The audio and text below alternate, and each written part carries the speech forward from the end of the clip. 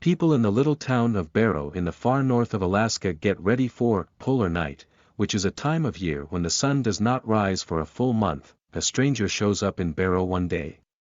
He kills dogs, destroys phones, and smashes into cars to keep the residents of the town isolated from the outside world.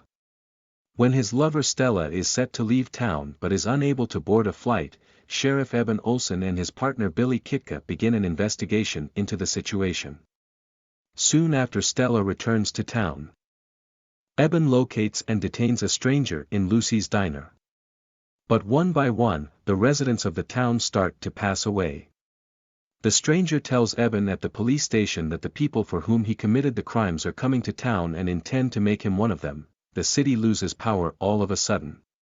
When Eben arrives at Gaz, who is in control of the city's electrical grid, he learns that Gaz has passed away and warns the citizens to stay inside and have their guns ready. When a stranger tries to escape from prison by holding his brother Jake hostage, Eben shoots him in the arm and shackles him to the bars. When Eben asks who the stranger has brought to town, the stranger only responds by threatening that they will all soon die. He is left in the care of his brother and grandma as Eben and Stella search for the stranger's allies.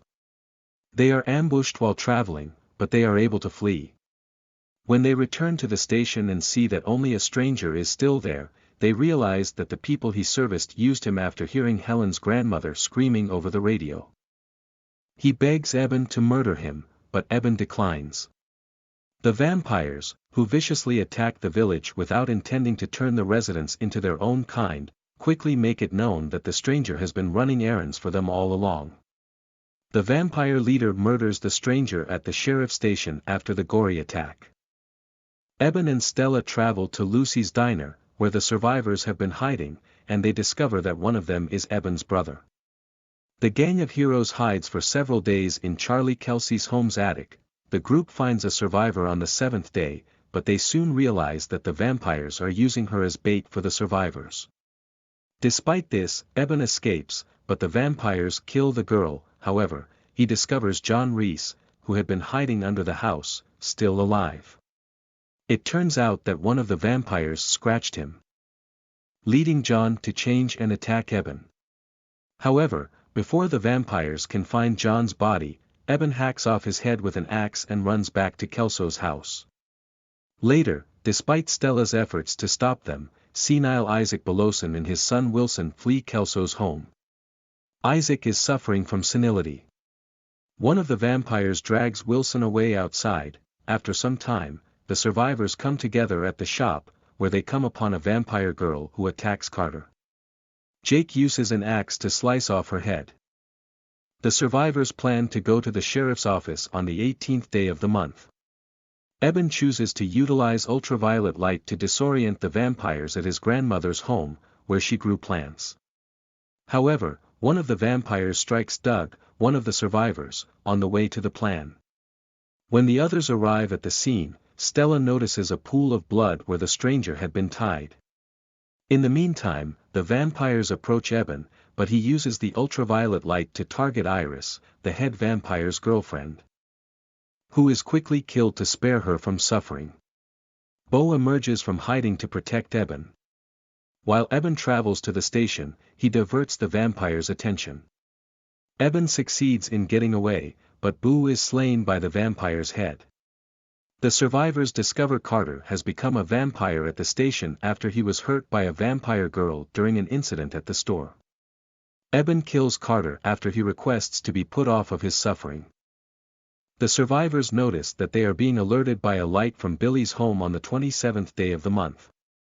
When Eben and Stella get at their friend's home, they find him there with the dead of his wife and daughters.